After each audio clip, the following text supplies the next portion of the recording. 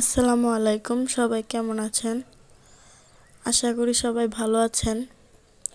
আমরা ভালো নাই, কারণ আমার মেয়েটা অনেক অসুস্থ। মানে অনেক বমি, চান রাত্রের থেকে ও আর কি বমি করতেছে।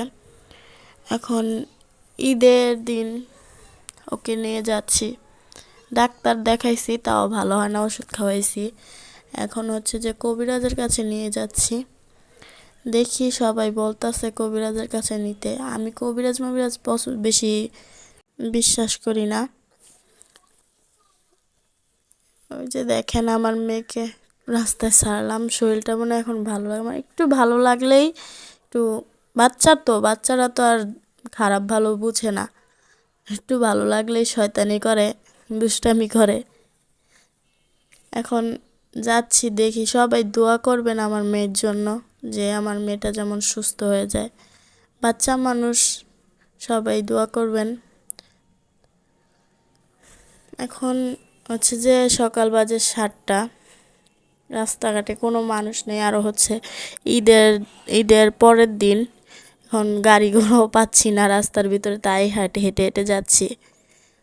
যেটা হচ্ছে যে ইপিজেড, মানে গার্মেন্টস, আদমজি ইপিজেড, এখানে সবাই চাকরি করে, অনেক জায়গা থেকে এসে চাকরি করে।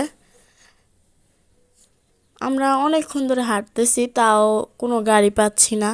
এখন বড় রাস্তায় আসলাম, আসার পরে তাও কয়েকটা গাড়ি দেখতেছিলাম, তাই যাচ্ছি। দেখি, উঠে যাই।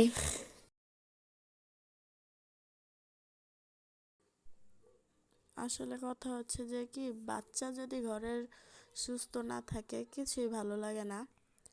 আমার আমার হাজব্যান্ড আমার মেয়েকে খুবই ভালোবাসে।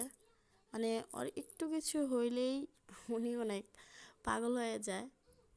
মানে আমার থেকে বেশি মনে হয় আমার হাজব্যান্ডই আমার মেয়েকে অনেক ইয়া করে।